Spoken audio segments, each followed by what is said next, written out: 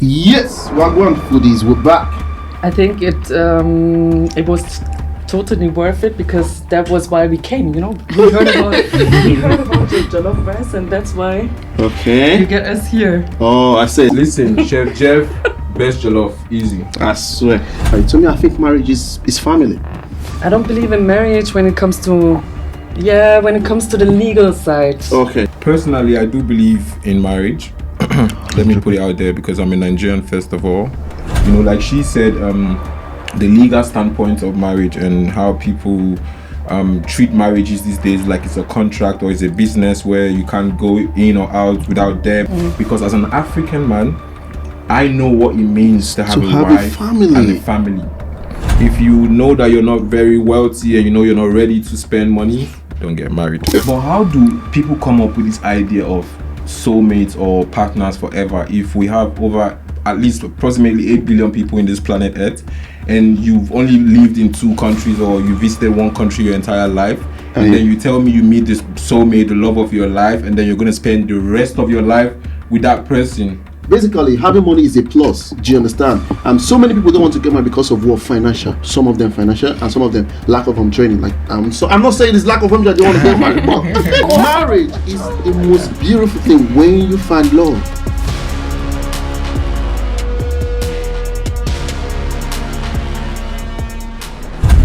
Wagwan foodies. I'll say welcome to Chefjeffkitchen show where we eat, discuss, and connect. So I have so many guests here at the right moment, and I would like them to introduce themselves. My right is who? She's eating. I couldn't wait It's for the okay. delicious food. My name is Nilu. Nino. Oh, and we have My name is Ocean. Ocean. That's a nice name. And I'm Vicky. Okay. So we have this amazing, beautiful, and handsome guest right in the Chefjeffkitchen show, and we just have to have a good taste of this food, and they share their personal opinions. Then we can dive into the questions what we have today, which is, do you believe in marriage? So many people don't, but let's eat first, and we'll get back to you.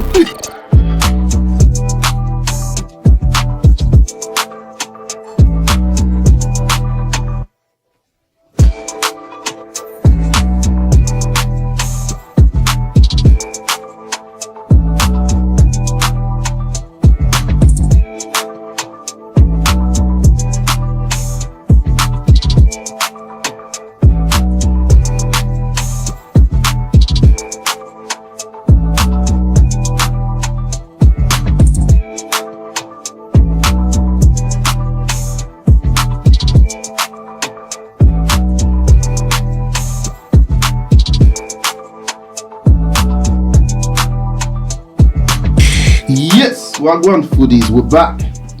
Well, I would say I'm tired. I'm not saying I'm tired, but we really had a very, very delicious Nigerian smoky party jollof rice. So we need to ask the guests what they think about the jollof rice, because people keep saying that I made the best jollof rice, but that's my own personal opinion, and that's their own personal opinion. So we need to ask them what they think about the jollof rice. So on my right hand side is this beautiful lady. Please tell me, how do you think about the jollof rice?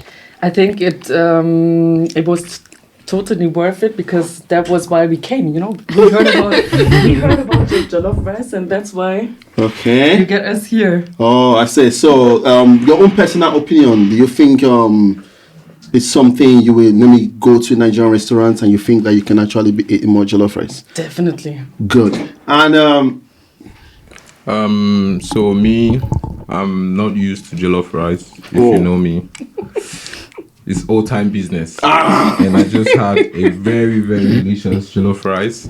What I'm going to do after this podcast is go to the house and sleep and wake up tomorrow morning refreshed. I say. For another jollof rice. So you have to say that Chef Jeff makes the best jollof rice. Listen, Chef Jeff, best jollof, easy. I swear. So on my left hand side, what do you think? So for me, actually, it's the second time that I tried something like this, and it was very good, and it was even better than the first time that I tried. I can't say that it's the best, but it's the best that I tried. You've tried, all right. You'll keep trying my jollof rice, and it'll also be the best and the best and the best every time. So, not to get you guys delayed, we have a very hot, interesting topic like I mentioned before we started eating, that we need to discuss based on personal opinions, different opinions. And today's topic is all about, do you believe in marriage? So many people have their own personal reasons and why they don't want to get married and why they want to get married, and we have different culture, different tradition, and different personality. So I would just throw more insights why people need to get married. To me, I think marriage is family, because it's not because people can actually have their own children without getting married, but when I mean family, it's all about marriage. When you get married, based on my own tradition, when you get married, you get to train the kid well, you get to raise the family properly, you get to feed the family love, and everything you need to experience when it comes to family. So marriage is family. And like I said, some of my guests have different opinions. So let me start with the one on the right-hand side, the beautiful lady on the right-hand side. And she just needs to tell us if she do believe in marriage or she doesn't believe in marriage. Well, definitely not in a legal one, I'd say. So now it's getting tricky, right? Because I told you I'm gonna be the bad cop here. So I don't believe in marriage when it comes to the legal side. Okay. Okay. So I could promise someone to stay for the rest of my life, but I don't know. I think it's kind of you get legally trapped, and then if things get tricky or heavy, you might think 3 times or 4 times just because of the legal stuff that's costing a lot. My brother used to say, "Are you crazy? We're not getting divorced. You're going to be in debt after." So that should not be the reason for people to stay together. That's just one example why. Wow. Wow. Like I said, different opinion. Different opinion. We have a guy that I think he wants to say something because he has been quiet lately. Yes, I've been waiting because personally I do believe in marriage. Let me put it out there because I'm a Nigerian first of all, and not just being a Nigerian. I was raised in the institution of marriage, so I grew up with my dad and my mom. So I grew up seeing them as a couple. So as a child, I would always fantasize of having my own family, of having a mom and dad and the kids. So I would base that off my idea as a child why I wanted to be married. But looking into the time of today and how marriage has evolved and how, like she said, the legal standpoint of marriage and how people treat marriages these days like it's a contract or it's a business where you can't go in or out without debt, or you have to, all of these things. In that construct, yes. But if you look at it on a brighter side, this is, for me as a Nigerian, speaking from the African perspective, this is a Western construct of marriage.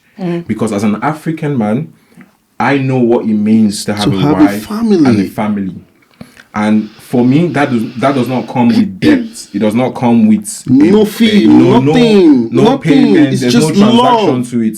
So that is why I would keen on the fact of, but if you know that you're not very wealthy and you're not ready to spend money, don't get married. So your own reason is, if you are not rich, don't get married. There's no point. And she is saying she doesn't believe in marriage in the sense of it has to be legally. But I try to understand, what do you mean? Is there anything like illegal marriage?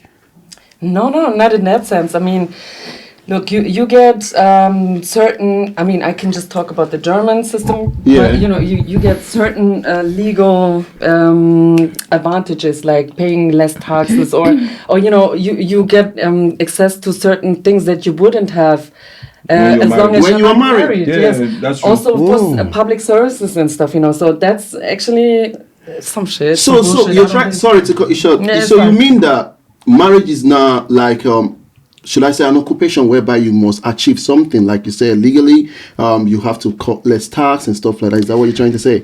So you will not get married if what do you call it? You have to get married legally, whereby there won't be stuff like that, like no payments or what you're trying to say. I'm trying to understand your own perspective of like you don't want to get married. Of course, it's okay. First of all, it's more than that, right? So it's actually the promise, but institutionalized in law, and it's powerful. Yeah. Okay, usually I say something like the only reason I would marry someone regarding all the problems that I'm having with it as a woman, in special in certain. Well, we're gonna come back to that maybe later. But I would only marry someone to, I don't know, keep the person here, to give the legal chance to stay here, because there's maybe no other chance. So back then my boyfriend had issues, and he came by the age of 14 from Angola. Okay. And then the BAMF, which is the federal administration, however, just opened up his case again, and I got so scared that I ran to the administration, got an appointment just in case, you know. Oh, just to save him and stuff. Yes. All right, now I understand your own reasons. And so we have this other beautiful lady. Please tell us, do you believe in marriage, or you don't?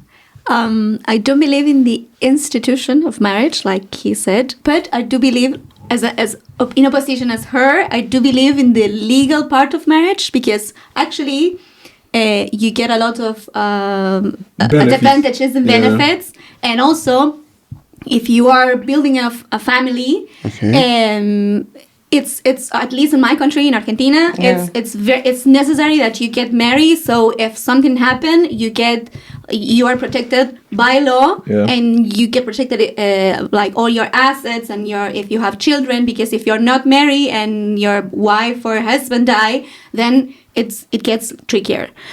Having said that, I don't believe that getting married has to do with family, and I will give you my point. Okay. This is interesting. I lost my father when I was a very, very, very young person. So sorry about that. No worries, I was 9. This happened long time ago. Okay. But the thing is, like, I can say that I had a beautiful family. Okay. And a very well constituted family, and it doesn't have to do with the fact that there was a father and a mother getting married. Okay. That's why my opinion in terms of family comes from the love and bonding in your family, that has nothing to do with like being rich and like providing for your family. I think that comes. I don't want to be like to sound like a feminist or anything, but that comes with the whole idea of patriarchy, and this figure of the man that provides to the women, and this figure of the woman that had to be in home taking care of the children and feeding their man. And I don't think that's the idea. But that's not a concept of a family that I was talking about. I'm not saying that it's the concept that you are mentioning, but it's the concept that society has been bringing so far. Okay. And in my opinion, I mean, like, we are here like to break with these ideals. You can be with someone and you can choose to have children and to build a family without getting married. But you need to know that if you don't get married, then if something happens, you will be kind of unprotected by law. Yeah. So it's like you can do. It's something that you can do later, but I feel like it's not something that you must do, because you, like, society is like, okay, so now you get married. So now you get married. Now you have a child. You have a child already. Okay, now you have another. And it's like you feel pressure just to respond to what's expected from you, when it shouldn't be that way. Wow. I do believe, like, what I wanted to say is that I agree with your concept, but what I said was that it is a institutionalized Western idea, especially this marriage that we practice today. Because, like you said, from Argentina, if you really take it back to the native Argentinians, or how they get married, or how they have their families. You mean before the Gen Z? Yes, it's different, because if you think about the construct we have right now, especially because the Western world influences the rest of the world. So if there's anything happening in America or in Germany, for example, it influences so many other countries.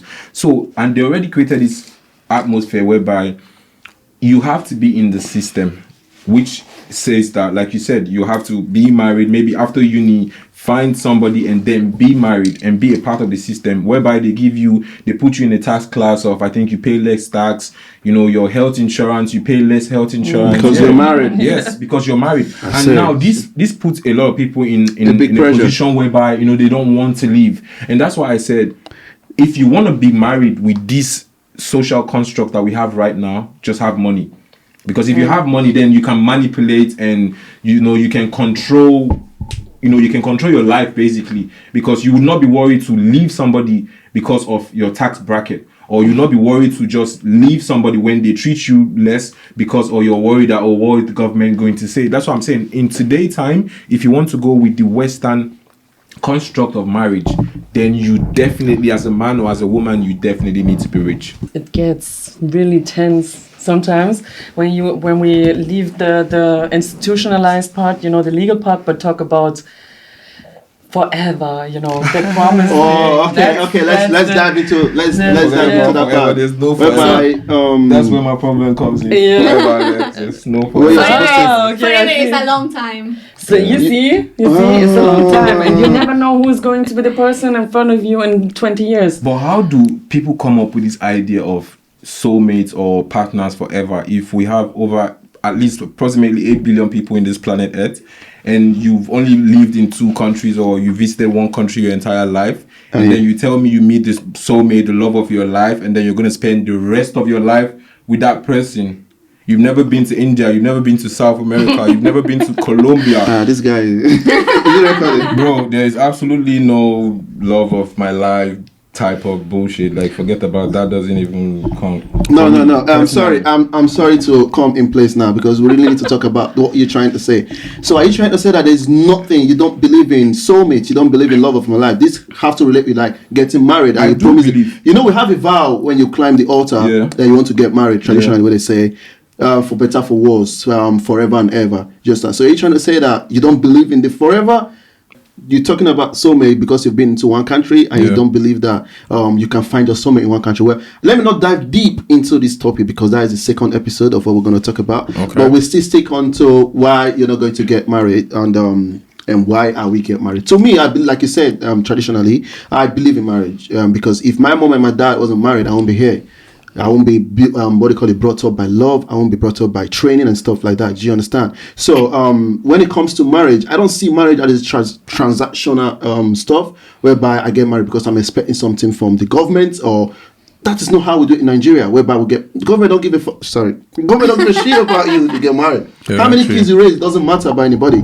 Do you understand? But when we come into this country, we then realize that so many people are diving into the fact that, I want to get married because I want to stay here. I want to get married because I want to do this. I want to get married because I want to be able to acquire something. I want to get married because I want to be able to pay the bills. Where I'm from in the UK, I see so many people talk about they're not going to get married. I have asked myself why. Then when we dive deep into the conversation, on Twitter space, and you see people giving their reasons because of what do you call it? When you get married, you have to do the 50-50 share and stuff. I don't want to be 50-50, and you know how bills are in the Western world and other parts of the country. So so many people are just diving away from I don't want to get married because of they don't want to pay the bills. They want to be living like baby girl lifestyle, and the guys don't want to what do you call it? Have, like you say, you need to have money for you to get married. I believe that, because if there's no money, then I don't in the Western world, yes, you need money. Even in this country, in this country, because you don't want me to get married to my wife whereby she'll be taking the train.